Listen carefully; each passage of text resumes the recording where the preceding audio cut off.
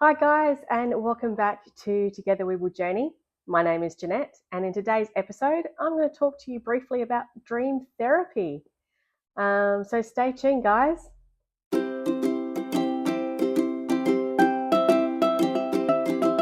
Hi, guys. It has been a long while since I last did a YouTube video. I think my last one was a meditation.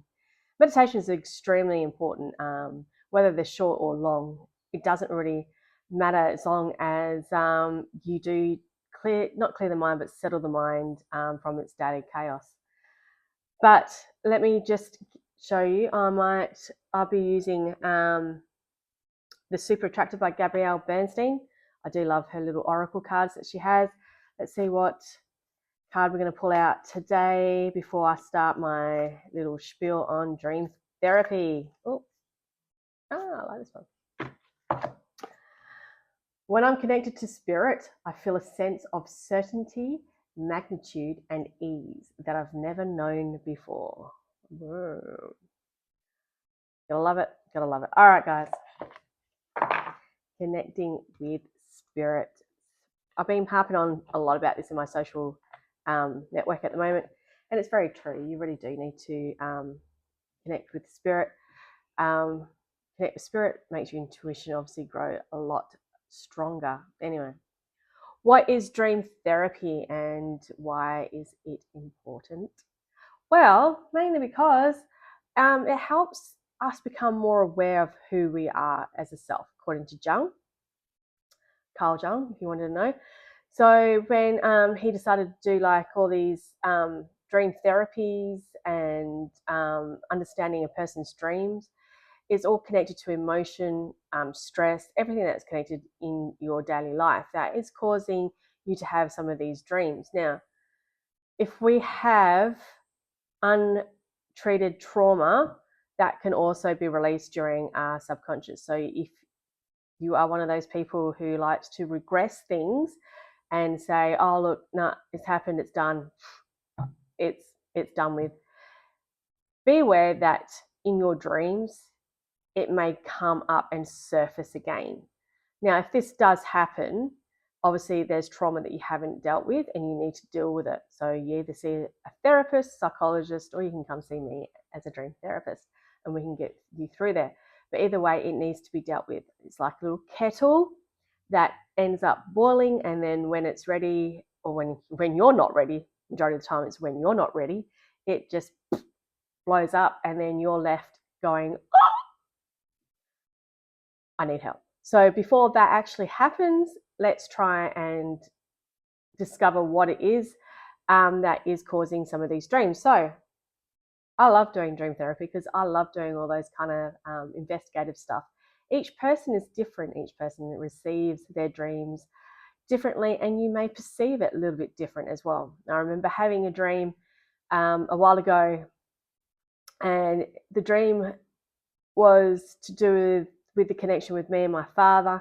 But what was funny is through the dream, I saw this blonde woman with this peach scarf just standing there looking like, just watching my dream kind of thing.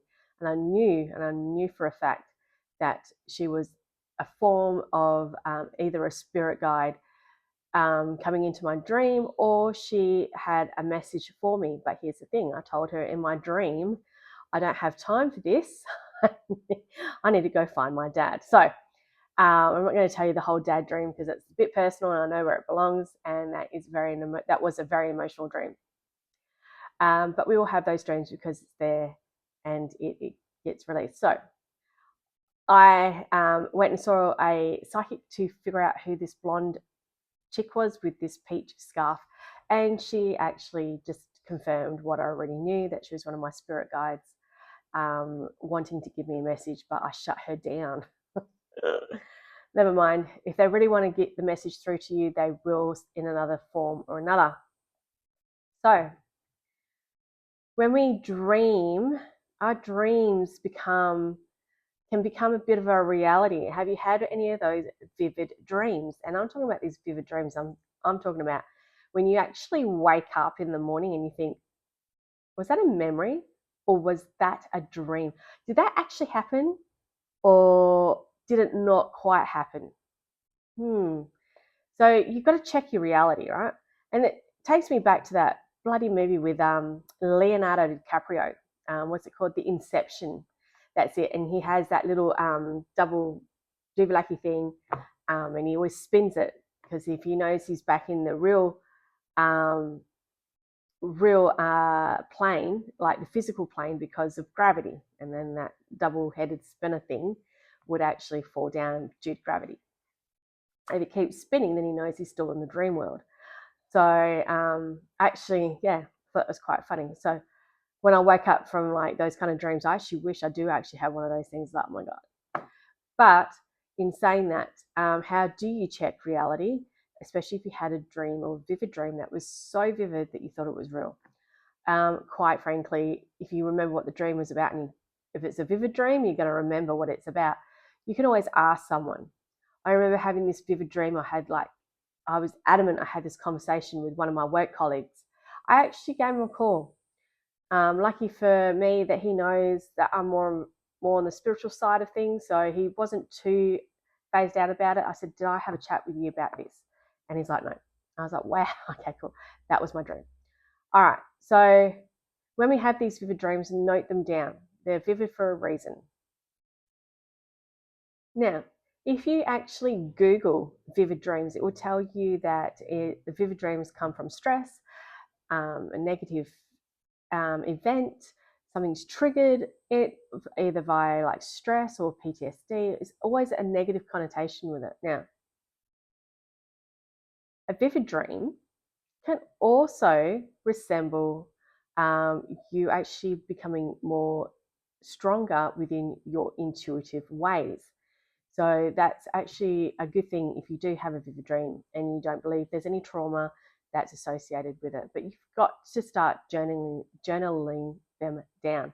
So write them down, write it into a dream journal, write it into your normal journal, or just note them down because some dreams actually come in sequences. I've had a part one, part two dream where I've dreamt one thing one night and then the second night it just continued on. It was very interesting. I noted it down.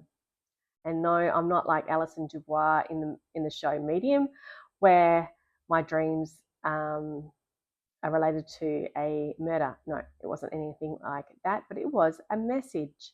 It was a message that I needed to receive. As some people might put it, as a long-winded message. Two-part series, right? Now, these dreams are fine to have as well. Jot them down because if you don't, and there's a message there, you can actually see what the message is, and then you can go from there and then decipher what the dream's all about and what the message is about as well. Now, let's move on to lucid dreaming. Lucid dreaming is amazing. Lucid dreaming, if you Google that as well, that will also show to you that it says that you are a spectator in your own dream. Now, lucid dreaming is quite interesting. You can actually go places with this if you really wanted to do it. But it's all about being able to see a dream and then control it. And this is very similar, like to a dream I had. You always have, and this dream is all about running. So I'm running away from something. But in my dreams, I'm not running. Well, in my dreams, I'm trying to run forward. I'm like running and running and running, but I'm getting nowhere, right? So in other words, I clearly cannot outrun my issues. But I then think, oh my God, you can always run backwards. So I started running backwards and then whoosh, I was going faster, right? Because in my subconscious, I'm not running away from my dreams because I'm still facing them, but running backwards. But if you think about it anyway, you're still running away from your dreams. But the thing is though, and here's the thing, you can control how you face your dreams and how anything turns out. Now, you got yourself those disturbing nightmares or night terrors in your dreams. You need to be able to face them because those nightmares or night terrors are usually triggered by PTSD or some kind of trauma. So face them. Don't run away from them. Don't be scared from them. Just train yourself. And I do say train yourself to be able to, okay, cool. If I'm going to have this kind of dream again, and no doubt you will, if you haven't dealt with your trauma, yes, you probably will. This is how I'm going to do it. I'm going to face it. I'm going to fight it, right? Now, in my running dreams, I taught myself to like turn around and run backwards, right? Later on, when I realized, especially when I started studying dream therapy, that I can't be running away from my issues. So I had to train myself again to actually, if I start running, to stop, turn around, and actually face what is apparently chasing me. So these are the things that you need to look at when you're having these kind of lucid dreams. And I do say train. You can actually train yourself. You can put yourself into a meditative kind of like relaxation to the point that your brain's also at the theta brainwave, and that gets you into that relaxed kind of situation.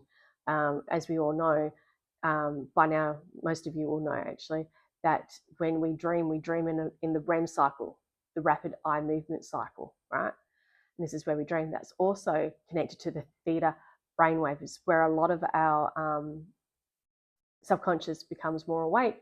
And not only that, it allows a lot of the spirits to be able to then talk to us in that kind of relaxed state as well.